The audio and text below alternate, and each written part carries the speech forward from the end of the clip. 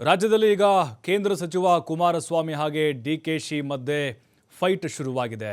ರಾಜ್ಯ ರಾಜಕೀಯದಲ್ಲಿ ಬಹಳ ಸದ್ದು ಮಾಡ್ತಾ ಇದೆ. ಇಬ್ಬರು ನಾಯಕರ ವಾಕ್ ಸಮರ, ಅದರಲ್ಲೂ ಓಪನ್ ಟಾಕ್ ವಾರ್ ನಡೀತಾ ಇದೆ. ಕೇಂದ್ರದಲ್ಲಿ ಸಚಿವರಾದರೂ ಕುಮಾರಸ್ವಾಮಿ ಹೋದ ಮೇಲೂ ರಾಜ್ಯ ರಾಜಕಾರಣದ ಮೇಲೆ ಕಣ್ಣು ಸದಾ ಇರುತ್ತೆ. ಸದ್ಯ ಎಚ್ ಡಿ ಕುಮಾರಸ್ವಾಮಿ ಆಕ್ಟಿವ್ ಆಗಿ ಮಳೆ ಹಾನಿ ಪ್ರದೇಶಕ್ಕೆ ಭೇಟಿ ನೀಡಿದ್ದಾರೆ. ಇದಕ್ಕೆ ಕಾಂಗ್ರೆಸ್ ನಾಯಕರು ವ್ಯಂಗ್ಯವಾಡಿದ್ದು ರಾಜಕೀಯ ಜಟಾಪಟಿ ಜೋರಾಗಿದೆ.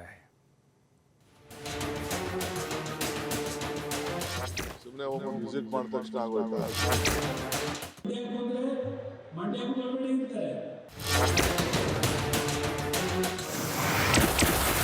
ಮಳೆ ಪೀಡಿತ ಪ್ರದೇಶಗಳಿಗೆ ಎಚ್ ಡಿ ಕುಮಾರಸ್ವಾಮಿ ಭೇಟಿ.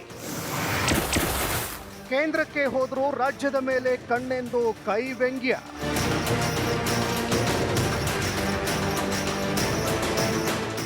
ಹೌದು, ರಾಜ್ಯದಲ್ಲಿ ಮಳೆಯ ಅಬ್ಬರ ಜೋರಾಗಿದೆ. ಕೆಲವು ಕಡೆ ಭೂಕುಸಿತದಿಂದ ಪ್ರಾಣಾಪಾಯ ಹೆಚ್ಚಳವಾಗ್ತಿದೆ. ಮಳೆಯಿಂದ ಹಾನಿಯಾಗಿರುವ ಅಂಕೋಲಾ ಸೇರಿದಂತೆ ಇತರ ಕಡೆಗಳಿಗೆ ಕುಮಾರಸ್ವಾಮಿ ಭೇಟಿ ನೀಡಿದ್ರು. ಇದೇ ಇದೀಗ ಕೈಪಡೆಗೆ ಅಸ್ತ್ರವಾಗಿದೆ. ಕುಮಾರಸ್ವಾಮಿ ಅಂಕೋಲಾ ಭೇಟಿಗೆ ಡಿಕೆ ಶಿವಕುಮಾರ್ ಲೇಬಡಿ ಮಾಡಿದ್ದಾರೆ. ಯಾವ ಫೀಲ್ಡ್ಗೆ ಇರ್ತಾರೆ? ಏನಾದ್ರು ಮಿಲಿಟರಿ ಕರ್ಕೊಬಂದು ಓಪನ್ ಮಾಡಿಸಿದ್ರೆ ಅವ್ರ ಫೀಲ್ಡ್ಗೆ ಇಳಿದವ್ರೆ ಅಂತ ಹೇಳಬೇಕು. ಸುಮ್ಮನೆ ಹೋಗೊಂದು ವಿಸಿಟ್ ಮಾಡಿದ ತಕ್ಷಣ ಆಗೋಯ್ತಾ? ವಿತಿನ್ 24 ಅವರ್ ಅಲ್ಲ, ಒಂದೇ ಗಂಟೆಯಲ್ಲಿ ನಮ್ಮ ಕ್ಯಾಬಿನೆಟಿಂದ ನಮ್ಮ ಮಿನಿಸ್ಟರ್ನ ಓಡಿಸಿದೀವಿ ಅಲ್ಲಿಗೆ. ಯಾರನ್ನ? ಮೊಳಕಾಳು ವೈದ್ಯನ, ಕೃಷ್ಣ ಬೈರೇಗೌಡರು, ಅವರೆಲ್ಲ ಏನೇನು ಅಟ್ಯಾಕ್ ಮಾಡಬೇಕು ಮಾಡಿದ್ದಾರೆ, ಅಟೆಂಡ್ ಮಾಡಬೇಕು ಮಾಡಿದ್ದಾರೆ, ವಿಡಿಯೋ ಕಾನ್ಫರೆನ್ಸ್ಗಳು ಮಾಡಿದ್ದಾರೆ, ಡಿ ಸಿಗಳಿಗೆ ಹೇಳಿದ್ದಾರೆ, ಎಲ್ಲ ಅಟೆಂಡ್ ಮಾಡಿದ್ದಾರೆ. ನಮ್ಮ ಸರ್ಕಾರ ಏನು ಮಾಡಬೇಕೋ ಮಾಡ್ತದೆ.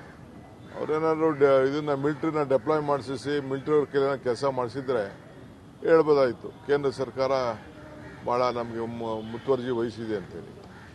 ಸೊ ನಮ್ಗೇನು ಅದರಿಂದ ಏನು ಕಾಣೆ. ಹಾಗೆ ಅನಾಹುತ ನಡೆದ ಒಂದೇ ತಾಸಿನಲ್ಲಿ ನಮ್ಮ ಸಚಿವರನ್ನ ಸ್ಥಳಕ್ಕೆ ಕಳಿಸಿದ್ದೀವಿ.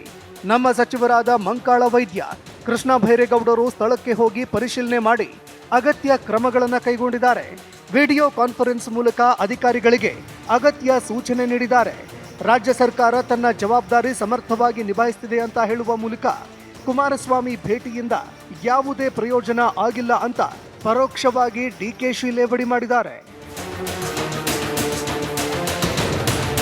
ಇನ್ನೊಂದೆಡೆ ಉತ್ತರ ಕನ್ನಡದ ಶಿರೂರು ಭೇಟಿಗೆ ರಾಜ್ಯ ಸರ್ಕಾರ ಅಡ್ಡಿಪಡಿಸಿದೆ ಎಂಬ ಕುಮಾರಸ್ವಾಮಿ ಆರೋಪಕ್ಕೆ ಡಿಕೆ ಶಿವಕುಮಾರ್ ಗರಂ ಆಗಿದ್ದಾರೆ. ಅವರು ಪ್ರಚಾರ ಪಡೆಯೋದಕ್ಕೆ ಏನು ಬೇಕೋ ಅದನ್ನೇ ಮಾಡ್ತಾರೆ ಅಂತ ಲೇವಡಿ ಮಾಡಿದ್ದಾರೆ. ನಾನು ರಾಜ್ಯಕ್ಕೆ ಬರೋದು ಕೈಗೆ ಸಹಿಸಲಾಗ್ತಿಲ್ಲ.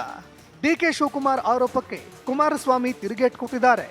ನಾನು ರಾಜ್ಯದ ಸಂಸದನಾಗಿ, ಕೇಂದ್ರ ಸಚಿವನಾಗಿ ರಾಜ್ಯಕ್ಕೆ ಬರ್ತಿರೋದನ್ನ ಕಾಂಗ್ರೆಸ್ ನಾಯಕರಿಗೆ ಸಹಿಸೋದಕ್ಕೆ ಸಾಧ್ಯವಾಗ್ತಿಲ್ಲ. ಇದೇ ಕಾರಣಕ್ಕಾಗಿ ರಾಜ್ಯ ಸರ್ಕಾರ ನನ್ನ ಹೆಜ್ಜೆ ಹೆಜ್ಜೆಗೂ ಅಡ್ಡಿಪಡಿಸ್ತಿದೆ ಅಂತ ಆರೋಪ ಮಾಡಿದ್ದಾರೆ.